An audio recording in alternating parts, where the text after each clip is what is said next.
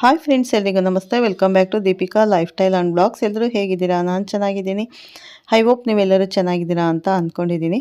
Please friends, ಈ ವಿಡಿಯೋನ ಫಸ್ಟಿಂದ ಕೊನೆವರೆಗೂ ಸ್ಕಿಪ್ ಮಾಡದೆ ನೋಡಿ. ನಿಮ್ಗೆ ಇಷ್ಟ ಆದರೆ ಲೈಕ್ ಮಾಡಿ, ಶೇರ್ ಮಾಡಿ, ಹಾಗೆ ಓಂ ನಮಃ ಶಿವಾಯ ಅಥವಾ ಓಂ ಶನೇಶ್ವರಾಯ ನಮಃ ಅಂತ ಒಂದು ಕಮೆಂಟ್ ಕೊಡೋದನ್ನು ಖಂಡಿತ ಮರಿಬೇಡಿ ಸ್ನೇಹಿತರೆ. ಹೊಸದಾಗಿ ನೋಡ್ತಾ ಇರೋರು ಫಸ್ಟ್ ನನ್ನ ಚಾನಲ್ಗೆ ಸಬ್ಸ್ಕ್ರೈಬ್ ಮಾಡ್ಕೊಳ್ಳಿ. ಪಕ್ಕದಲ್ಲಿರೋ ಬೆಲ್ ಐಕನ್ ಕ್ಲಿಕ್ ಮಾಡಿ. ನಾವು ಹಾಕೋ ಪ್ರತಿಯೊಂದು ವಿಡಿಯೋ ನೋಟಿಫಿಕೇಷನ್ಗೆ ಬರುತ್ತೆ ಸ್ನೇಹಿತರೆ. ಎಲ್ಲರಿಗೂ ನಮಸ್ಕಾರ. ಈ 2026 ಈ ವರ್ಷದಲ್ಲಿ ನಡೆಯುತ್ತಿರುವ ಈ ವರ್ಷದ ಮೊದಲ ಸೂರ್ಯಗ್ರಹಣವು ಅತ್ಯಂತ ಪ್ರಭಾವಶಾಲಿಯಾಗಿದ್ದು, ಈ ಗ್ರಹಣವು ಇದೇ ಫೆಬ್ರವರಿ ತಿಂಗಳಿನಲ್ಲಿ ನಡೆಯುತ್ತಿದೆ. ಅಂದರೆ ಈ ಗ್ರಹಣದ ಪ್ರಭಾವವು ಭಾರತದ ಮೇಲೆ ಅತ್ಯಂತ ಭಯಂಕರವಾಗಲಿದ್ದು, ಗ್ರಹಣದ ಸಂದರ್ಭದಲ್ಲಿ ಗರ್ಭಿಣಿ ಇರುವ ಮಹಿಳೆಯರು ಅಗತ್ಯವಾಗಿ ಪಾಲಿಸಬೇಕಾದ ನಿಯಮಗಳು ಹಾಗೂ ಮುನ್ನೆಚ್ಚರಿಕೆಯ ಕ್ರಮಗಳನ್ನು ಸೂಚಿಸಲಾಗಿದೆ. ಈ ವರ್ಷದ ಮೊದಲ ಸೂರ್ಯಗ್ರಹಣವು ಕೆಲವು ರಾಶಿಗಳಿಗೆ ಅದೃಷ್ಟವನ್ನು ತಂದಿದೆ ಹಾಗೂ ಈ ಗ್ರಹಣವು ಈ ರಾಶಿಯ ಜನರಿಗೆ ಅಪಾರ ಸಂಪತ್ತು ಹಾಗೂ ಶಾಂತಿ, ನೆಮ್ಮದಿ ಜೊತೆಗೆ ಉದ್ಯೋಗ ಅವಕಾಶ ಸೇರಿದಂತೆ ವ್ಯವಹಾರದಲ್ಲಿ ಲಾಭವೂ ಕೂಡ ತಂದುಕೊಟ್ಟಿದೆ.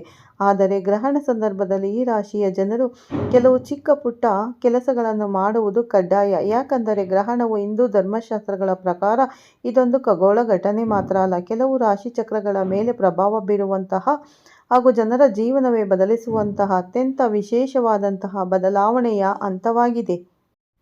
ಕೆಲವು ಗ್ರಹಗತಿಗಳ ಮೂಲಕ ಜೀವನವೇ ಬದಲಿಸುವ ಶಕ್ತಿ ಇರುತ್ತದೆ. ಈ ವರ್ಷದ ಮೊದಲ ಸೂರ್ಯಗ್ರಹಣ ಇದೇ ಫೆಬ್ರವರಿ ತಿಂಗಳಿನಲ್ಲಿ ಅಂದರೆ ನಾಳೆ ನಡೆಯುತ್ತಿದೆ. ಅಂದರೆ ನಾಳೆ ಫೆಬ್ರವರಿ 17ನೇ ತಾರೀಕು ಮಂಗಳವಾರ ಈ ಗ್ರಹಣವು ನಡೆಯುತ್ತಿದೆ. ನಮ್ಮ ಕರ್ನಾಟಕದಲ್ಲಿ ಯಾವ ದಿನಾಂಕದಂದು ನಡೆಯಲಿದೆ ಹಾಗೂ ಅದೃಷ್ಟವಂತ ರಾಶಿಗಳು ಯಾವುವು ಮತ್ತು ಗ್ರಹಣದ ಸಂದರ್ಭದಲ್ಲಿ ಗರ್ಭಿಣಿ ಇರುವ ಮಹಿಳೆಯರು ಅಗತ್ಯವಾಗಿ ಪಾಲಿಸಬೇಕಾದ ನಿಯಮಗಳು ಹಾಗೂ ಮುನ್ನೆಚ್ಚರಿಕೆಯ ಕ್ರಮಗಳು ಈ ವಿಡಿಯೋದಲ್ಲಿ ತಿಳಿಸಲಾಗಿದೆ. ತಪ್ಪದೇ ಈ ವಿಡಿಯೋಗೆ ಒಂದು ಲೈಕ್ ಮಾಡಿ ಹಾಗೂ ನೀವು ಕೂಡ ಗ್ರಹಣ ಮತ್ತು ದೇವರ ಮೇಲೆ ನಂಬಿಕೆ ಉಳ್ಳವರಾಗಿದ್ದರೆ ತಪ್ಪದೇ ವಿಡಿಯೋವನ್ನು ಲೈಕ್ ಮಾಡಿ ಹಾಗೂ ಕೊನೆವರೆಗೂ ನೋಡಿ. ಮೊದಲ ವರ್ಷದ ಸೂರ್ಯಗ್ರಹಣ ಈ ರಾಶಿಯವರು ಎಚ್ಚರ. ಗ್ರಹಣ ಕಾಲದಲ್ಲಿ ಮರೆತು ಕೂಡ ಈ ತಪ್ಪುಗಳನ್ನು ಮಾಡಬೇಡಿ. ಹೌದು, 2026 ಮೊದಲ ಸೂರ್ಯಗ್ರಹಣವು ಪಾಲ್ಗುಣ ಅಮಾವಾಸ್ಯೆಯ ದಿನ ಅಂದರೆ 2026 ಫೆಬ್ರವರಿ 17ರಂದು ನಾಳೆ ಸಂಭವಿಸಲಿದೆ. ನಾಳೆ ಅಮಾವಾಸ್ಯೆ ಕೂಡ ಇದೆ. ಭಾರತದಲ್ಲಿ ಈ ಗ್ರಹಣ ಗೋಚರಿಸದಿದ್ದರೂ ಅದರ ಪ್ರಭಾವವು ಕೆಲವು ರಾಶಿಗಳ ಜೀವನ, ವೃತ್ತಿ ಮತ್ತು ಆರೋಗ್ಯದ ಮೇಲೆ ಪರಿಣಾಮ ಬೀರಲಿದೆ. ಜ್ಯೋತಿಷ್ಯ ತಜ್ಞರ ಪ್ರಕಾರ ಈ ಅವಧಿಯಲ್ಲಿ ಎಚ್ಚರಿಕೆಯಿಂದ ಮತ್ತು ವಿವೇಚನೆಯಿಂದ ನಿರ್ಧಾರಗಳನ್ನು ತೆಗೆದುಕೊಳ್ಳುವುದು ಅತಿ ಮುಖ್ಯ. ಧಾರ್ಮಿಕ ಹಾಗೂ ಜ್ಯೋತಿಷ್ಯ ದೃಷ್ಟಿಯಿಂದ ಫೆಬ್ರವರಿ 2026 ತಿಂಗಳು ಗಮನಾರ್ಹವಾಗಿದೆ. ತಿಂಗಳ ಆರಂಭದಲ್ಲಿ ಪ್ರೇಮಿಗಳ ದಿನದೊಂದಿಗೆ ಹಬ್ಬಗಳು ಶುರುವಾಗಲಿದೆ. ನಂತರ ಪವಿತ್ರ ಮಹಾಶಿವರಾತ್ರಿಯ ಪರ್ವ ಆಚರಿಸಲಾಗುವುದು. ಇದರ ಬೆನ್ನಲ್ಲೇ ಫೆಬ್ರವರಿ 17ರಂದು ಪಾಲ್ಗುಣ ಅಮಾವಾಸ್ಯೆ ಎಂದು ವರ್ಷದ ಮೊದಲ ಸೂರ್ಯಗ್ರಹಣ ಸಂಭವಿಸಲಿದೆ. ಈ ಗ್ರಹಣವು ಭಾರತೀಯ ಕಾಲಮಾನ ಪ್ರಕಾರ ಸಂಜೆ 5:30ರಿಂದ 7:57ರವರೆಗೆ ಇರುತ್ತದೆ. ಭಾರತದಲ್ಲಿ ಇದು ಗೋಚರಿಸದ ಕಾರಣ ಸೂತಕ ಕಾಲವನ್ನು ಪರಿಗಣಿಸಲಾಗುವುದಿಲ್ಲ. ಆದರೂ ಜ್ಯೋತಿಷ್ಯವಾಗಿ ಇದರ ಪರಿಣಾಮಗಳು ಜನರ ವೈಯಕ್ತಿಕ ಜೀವನ, ಆರೋಗ್ಯ, ವೃತ್ತಿ ಮತ್ತು ಅದೃಷ್ಟದ ಮೇಲೆ ಬೀರಲಿದೆ ಎಂದು 12 ರಾಶಿಗಳ ಮೇಲೆ ಪ್ರಭಾವ. ಈ ಸೂರ್ಯಗ್ರಹಣವು ಶನಿ ಆಳುವ ಕುಂಭ ರಾಶಿಯಲ್ಲಿ ಸಂಭವಿಸಲಿದೆ. ಇದನ್ನು ಸಾಮಾನ್ಯ ಗ್ರಹಣಕ್ಕಿಂತ ಹೆಚ್ಚು ಪ್ರಬಲ ಮತ್ತು ಅಪಾಯಕಾರಿ ಎಂದು ಪರಿಗಣಿಸಲಾಗಿದೆ. ಎಲ್ಲ 12 ರಾಶಿಗಳ ಮೇಲೆ ಇದರ ಪ್ರಭಾವ ಇರಲಿದೆ. ಆದರೆ ನಿರ್ದಿಷ್ಟವಾಗಿ 3 ರಾಶಿಗಳ ಮೇಲೆ ಹೆಚ್ಚು ನಕಾರಾತ್ಮಕ ಪರಿಣಾಮ ಬೀಳುವ ಸಂಭವವಿದೆ. ಗ್ರಹಣದ ಪ್ರಭಾವ ಸುಮಾರು 15 ದಿನಗಳ ಕಾಲ ಇರುತ್ತದೆ. ಹಾಗಾಗಿ ಈ ಅವಧಿಯಲ್ಲಿ ಎಚ್ಚರಿಕೆ, ಸಂಯಮ ಮತ್ತು ವಿವೇಚನೆಯಿಂದ ನಿರ್ಧಾರಗಳನ್ನು ತೆಗೆದುಕೊಳ್ಳುವುದು ಬಹಳ ಮುಖ್ಯ. ಕರ್ಕ ರಾಶಿಯವರಿಗೆ ಈ ಸೂರ್ಯಗ್ರಹಣವು ಶಾರೀರಿಕ ಮತ್ತು ಮಾನಸಿಕ ಆರೋಗ್ಯದ ದೃಷ್ಟಿಯಿಂದ ಎಚ್ಚರಿಕೆಯ ಸಮಯ. ಈ ಅವಧಿಯಲ್ಲಿ ಒತ್ತಡ, ಆತಂಕ ಹೆಚ್ಚಾಗಬಹುದು. ಹೊಸ ಅಥವಾ ಹಳೆಯ ಕಾಯಿಲೆಗಳು ಕಾಣಿಸಿಕೊಳ್ಳಬಹುದು. ವಾಹನ ಚಲಾಯಿಸುವಾಗ ಜಾಗ್ರತೆ ವಹಿಸಿ ಮತ್ತು ಯಾವುದೇ ಅಪಾಯಕಾರಿ ಕೆಲಸಗಳಿಂದ ದೂರವಿರಿ.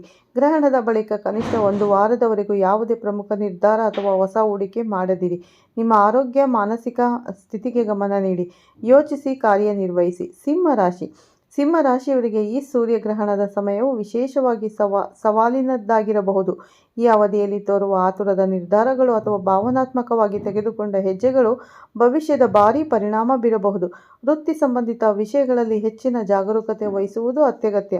ಯಾವುದೇ ದೊಡ್ಡ ಹೂಡಿಕೆ, ಹೊಸ ಒಪ್ಪಂದ ಅಥವಾ ಪಾಲುದಾರಿಕೆಯನ್ನು ಪ್ರಾರಂಭಿಸುವ ಮೊದಲು ದಯವಿಟ್ಟು ಮರುಚಿಂತನೆ ಮಾಡಿ. ಯೋಚಿಸದೆ ತೆಗೆದುಕೊಳ್ಳುವ ಯಾವುದೇ ಹೆಜ್ಜೆಗಳು ಆರ್ಥಿಕ ನಷ್ಟ ಅಥವಾ ವ್ಯಾಪಾರದಲ್ಲಿನ ತೊಂದರೆಗಳಿಗೆ ಕಾರಣವಾಗಬಹುದು. ಈ ಅವಧಿಯಲ್ಲಿ ಮಾನಸಿಕ ಸಮತೋಲನವನ್ನು ಕಾಯ್ದುಕೊಳ್ಳುವುದು ಮತ್ತು ಭಾವನೆಗಳ ಮೇಲೆ ಸಂಪೂರ್ಣ ನಿಯಂತ್ರಣ ಹೊಂದುವುದು ಅತ್ಯಂತ ಮಹತ್ವದ್ದಾಗಿದೆ. ಕುಂಭರಾಶಿ ಸೂರ್ಯಗ್ರಹಣವು ಕುಂಭರಾಶಿಯಲ್ಲಿ ನಡೆಯಲಿದ್ದು ಇದರೊಂದಿಗೆ ಬುಧ ಮತ್ತು ಶುಕ್ರ ಗ್ರಹಗಳು ಕುಂಭದಲ್ಲಿ ಇರಲಿವೆ. ಇದು ಕುಂಭರಾಶಿಯವರ ಮನಸ್ಸಿನಲ್ಲಿ ಹಲವು ಆಲೋಚನೆಗಳು ಹಾಗೂ ಗೊಂದಲವನ್ನು ಉಂಟು ಮಾಡಬಹುದು. ಈ ಸಮಯದಲ್ಲಿ ಯಾವುದೇ ಪ್ರಮುಖ ನಿರ್ಧಾರಗಳನ್ನು ತೆಗೆದುಕೊಳ್ಳುವುದು ಸೂಕ್ತವಲ್ಲ. ಆರ್ಥಿಕ ವ್ಯವಹಾರಗಳು ಮತ್ತು ಹೂಡಿಕೆಗಳಲ್ಲಿ ನಷ್ಟದ ಅಪಾಯವಿರಬಹುದು. ದೈಹಿಕ ಮತ್ತು ಮಾನಸಿಕ ಆರೋಗ್ಯಕ್ಕೆ ವಿಶೇಷ ಗಮನ ನೀಡುವುದು ಅಗತ್ಯ. ಕುಂಭರಾಶಿಯವರು ಒತ್ತಡವನ್ನು ಕಡಿಮೆ ಮಾಡಲು ಧ್ಯಾನ, ಯೋಗ ಅಥವಾ ಹಗುರವಾದ ದೈಹಿಕ ಚಟುವಟಿಕೆಗಳನ್ನು ಆಶ್ರಯಿಸಿ. ಈ ಅವಧಿಯಲ್ಲಿ ತಾಳ್ಮೆ ಮತ್ತು ಸಂಯಮವನ್ನು ಕಾಯ್ದುಕೊಳ್ಳುವುದು ಅತ್ಯಂತ ಸುರಕ್ಷಿತ ಸ್ನೇಹಿತರೆ ಮತ್ತು ಪರಿಣಾಮಕಾರಿ ಮಾರ್ಗವಾಗಿದೆ. ಸೂರ್ಯಗ್ರಹಣದ 2026 ದಿನಾಂಕ ಮತ್ತು ಸಮಯ ದಿನಾಂಕ ಫೆಬ್ರವರಿ 26, 17 ಮಂಗಳವಾರ. ಸಮಯ ಮಧ್ಯಾಹ್ನ ಸುಮಾರು 3:26ರಿಂದ ಸಂಜೆ 7:57ರವರೆಗೆ ಈ ಗ್ರಹಣದ ಪ್ರಕ್ರಿಯೆಯನ್ನು ನಡೆಯಲಿದೆ. ಇದು ಪಾರ್ಶ್ವ ಸೂರ್ಯಗ್ರಹಣ ರಿಂಗ್ ಆಫ್ ಫೈರ್ ಆಗಿರುತ್ತದೆ. ಕರ್ನಾಟಕದ ಮತ್ತು ಭಾರತದಲ್ಲಿ ಇದರ ಪ್ರಭಾವ ಗೋಚರತೆ. ಅತ್ಯಂತ ಮುಖ್ಯವಾದ ವಿಷಯವೆಂದರೆ ಈ ಸೂರ್ಯಗ್ರಹಣವು ಕರ್ನಾಟಕ ಸೇರಿದಂತೆ ಭಾರತದ ಯಾವುದೇ ಭಾಗದಲ್ಲಿ ಕಾಣಿಸುವುದಿಲ್ಲ. ಇದು ಅಂಟಾರ್ಟಿಕಾ, ದಕ್ಷಿಣ ಆಫ್ರಿಕಾ ಹಾಗೂ ದಕ್ಷಿಣ ಅಮೆರಿಕಾದ ಕೆಲವು ಭಾಗಗಳಲ್ಲಿ ಮಾತ್ರ ಗೋಚರಿಸುತ್ತದೆ. ಭಾರತದಲ್ಲಿ ಗ್ರಹಣ ಕಾಣಿಸದ ಕಾರಣ ಇಲ್ಲಿ ಯಾವುದೇ ಸೂತಕ ಕಾಲ ಮಾನ್ಯವಾಗುವುದಿಲ್ಲ ಮತ್ತು ದೇವಾಲಯಗಳು ಎಂದಿನಂತೆ ತೆರೆದಿರುತ್ತದೆ. ಗರ್ಭಿಣಿಯರು ಮತ್ತು ಮುನ್ನೆಚ್ಚರಿಕೆಗಳು ಶಾಸ್ತ್ರಗಳ ಪ್ರಕಾರ ಗ್ರಹಣವು ಎಲ್ಲಿ ಗೋಚರಿಸುತ್ತದೆಯೋ ಅಲ್ಲಿ ಮಾತ್ರ ಅದರ ನಿಯಮಗಳು ಅನ್ವಯಿಸುತ್ತದೆ.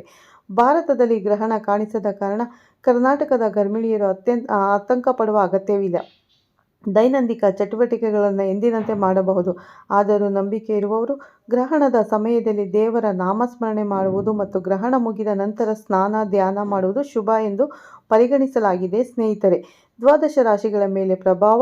ಜ್ಯೋತಿಷ್ಯ ಶಾಸ್ತ್ರದ ಪ್ರಕಾರ ಈ ಗ್ರಹಣವು ಕುಂಭರಾಶಿ ಮತ್ತು ಧನಿಷ್ಠ ನಕ್ಷತ್ರದಲ್ಲಿ ಸಂಭವಿಸಲಿದೆ.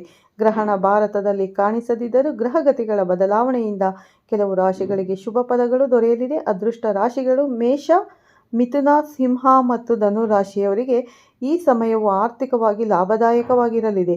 ಎಚ್ಚರಿಕೆ ವಹಿಸಬೇಕಾದ ರಾಶಿಗಳು ಕುಂಭ ಮತ್ತು ಮಕರ ರಾಶಿಯವರು. ಆರೋಗ್ಯ ಮತ್ತು ಹಣಕಾಸಿನ ವಿಚಾರದಲ್ಲಿ ಸ್ವಲ್ಪ ಜಾಗರೂಕರಾಗಿರುವುದು ಉತ್ತಮ. ಗ್ರಹಣದ ಸಮಯದಲ್ಲಿ ಮಾಡಬೇಕಾದ ಕೆಲಸಗಳು. ಗ್ರಹಣ ಗೋಚರಿಸುವ ಪ್ರದೇಶಗಳಲ್ಲಿ ಆಹಾರ ಸೇವನೆ ಮಾಡುವುದಿಲ್ಲ. ಆದರೆ ಭಾರತದಲ್ಲಿ ಗೋಚರವಿಲ್ಲದ ಕಾರಣ ಅತ್ಯಂತ ಕಟ್ಟುನಿಟ್ಟಿನ ನಿಯಮಗಳಿಲ್ಲ. ಮನಸ್ಸಿನಲ್ಲಿ ಶಾಂತಿಗಾಗಿ ಓಂ ನಮಃ ಶಿವಾಯ ಅಥವಾ ಸೂರ್ಯ ಮಂತ್ರಗಳನ್ನು ಪಠಿಸಬಹುದು. ಗಮನಿಸಿ, ಭಾರತದ ಈ ಗ್ರಹಣವು ದೃಶ್ಯವಾಗದ ಕಾರಣ ಧಾರ್ಮಿಕ ವಿಧಿವಿಧಾನಗಳ ಆಚರಣೆ ಕಡ್ಡಾಯವಲ್ಲ. ನಿಮ್ಮ ವೈಯಕ್ತಿಕ ನಂಬಿಕೆಗೆ ಅನುಗುಣವಾಗಿ ನೀವು ನಡೆದುಕೊಳ್ಳಬಹುದು ಸ್ನೇಹಿತರೆ. ಯಾಕೆಂದರೆ ಇದು ಭಾರತದಲ್ಲಿ ಅಂದರೆ ಕರ್ನಾಟಕದಲ್ಲಿ ಇದರ ಗ್ರಹಣದ ಗೋಚಾರ ಇರುವುದಿಲ್ಲ. ಹಾಗಾಗಿ ಕಟ್ಟುನಿಟ್ಟಾದ ಪಾಲನೆ ಮಾಡುವುದು ಅವಶ್ಯಕ ಇಲ್ಲ. ಆದರೆ ಗರ್ಭಿಣಿ ಸ್ತ್ರೀಯರು ಮಾತ್ರ ಸ್ವಲ್ಪ ದೇವರ ನಾಮಸ್ಮರಣೆ ಮಾಡುವುದು, ಜಪ ಮಾಡುವುದು, ಗ್ರಹಣ ಬಿಟ್ಟ ನಂತರ ಸ್ನಾನ ಮಾಡಿ ಆಹಾರವನ್ನು ಸೇವನೆ ಮಾಡುವುದು ತುಂಬ ಒಳ್ಳೆಯದು. ಈ ಗ್ರಹಣ ನಡೆಯುವ ಸಮಯದಲ್ಲಿ ಯಾವುದಕ್ಕೂ ನೀವು ಮನೆ ಒಳಗಡೆ ಇದ್ದರೆ ತುಂಬಾ ಒಳ್ಳೆಯದು. ಯಾವುದಕ್ಕೂ ಹೊರಗಡೆ ಬರೋದು ಬೇಡ. ಯಾಕಂದರೆ ಎಲ್ಲೇ ಗ್ರಹಣ ಆಗಿರ್ಬೋದು, ಅದು ಹಿಂದಿನಿಂದ ನಡೆದುಕೊಂಡ ಪದ್ಧತಿ. ಹಿರಿಯರು ಹೇಳ್ತಾರೆ ಗ್ರಹಣದ ಟೈಮಲ್ಲಿ ಗರ್ಭಿಣಿ ಸ್ತ್ರೀಯರು ಹೊರಗಡೆ ಬಂದರೆ ಮಕ್ಕಳಿಗೆ ತೊಂದರೆ ಆಗುತ್ತೆ ಅಂತ. ಹಾಗಾಗಿ ಯಾವುದೇ ಕಾರಣಕ್ಕೂ ಹೊರಗಡೆ ಬರೋದಕ್ಕೆ ಹೋಗಬೇಡಿ. ಭಾರತದಲ್ಲಿ ಗೋಚಾರ ಇಲ್ಲ, ಆದರೂ ಕೂಡ ಸ್ವಲ್ಪ ನಮ್ಮ ಎಚ್ಚರದಿಂದ ಇರುವುದು ಮುಖ್ಯ. ಅದೊಂದಿನ ನೀವು ಒಳಗಡೆ ಇದ್ದರೆ ಯಾವುದೇ ರೀತಿ ಪ್ರಾಬ್ಲಮ್ ಇಲ್ಲ. ಹಾಗಾಗಿ ಒಳಗಡೆ ದೇವರ ಮನೆಯಲ್ಲಿ ದೇವರ ನಾಮಸ್ಮರಣೆ ಆಗಿರ್ಬೋದು, ಜಪ ತಪ ಮಾಡಿಕೊಂಡು ಆರಾಮಾಗಿ ನೀವು ಒಳಗಡೆ ಇರುವುದು ಉತ್ತಮ ಸ್ನೇಹಿತರೆ. ಮತ್ತು ನಿಮ್ಮ ಆರೋಗ್ಯದ ಕಡೆ ಗಮನ ಕೊಡಿ. ಓಕೆ ಸ್ನೇಹಿತರೆ. ಹಾಗೆ ಈ ಗ್ರಹಣ ಕುಂಭರಾಶಿಯಲ್ಲಿ ನಡೆಯೋದ್ರಿಂದ ಕುಂಭರಾಶಿಯವರು ಸ್ವಲ್ಪ ಗ್ರಹಣ ಮುಗಿದ 1 ವಾರದವರೆಗೂ ಸ್ವಲ್ಪ ಎಚ್ಚರದಿಂದ ಇರುವುದು ತುಂಬಾ ಮುಖ್ಯವಾಗಿದೆ. ಓಕೆ ಸ್ನೇಹಿತರೆ, ಈ ವಿಡಿಯೋ ಇಲ್ಲೇ ಮುಗಿಸ್ತಾ ಇದ್ದೀನಿ. ಈ ವಿಡಿಯೋ ನಿಮ್ಮೆಲ್ಲರಿಗೂ ಇಷ್ಟ ಆಗಿದೆ ಲೈಕ್ ಮಾಡಿ, ಶೇರ್ ಮಾಡಿ. ಓಂ ನಮಃ ಶಿವಾಯ ಅಥವಾ ಓಂ ಶನೇಶ್ವರಾಯ ನಮಃ ಅಂತ ಒಂದು ಕಮೆಂಟ್ ಕೊಡೋದನ್ನು ಮರಿಬೇಡಿ. ಹೊಸದಾಗಿ ನೋಡ್ತಾ ಇರೋರು ನಮ್ಮ ಚಾನಲ್ಗೆ ಸಬ್ಸ್ಕ್ರೈಬ್ ಮಾಡ್ಕೊಳ್ಳಿ. ಪಕ್ಕದಲ್ಲಿರೋ ಬೆಲ್ಲೈಕನ್ ಕ್ಲಿಕ್ ಮಾಡಿ. ನಾವು ಹಾಕೋ ಪ್ರತಿಯೊಂದು ವಿಡಿಯೋ ನೋಟಿಫಿಕೇಷನ್ಗೆ ಬರುತ್ತೆ. ಮತ್ತೆ ಸಿಗ್ತೀನಿ ಉತ್ತಮ ರಾಶಿ ಭವಿಷ್ಯದೊಂದಿಗೆ. ಅಲ್ಲಿವರೆಗೂ ತಮ್ಮೆಲ್ಲರಿಗೂ ಧನ್ಯವಾದಗಳು ಸ್ನೇಹಿತರೆ.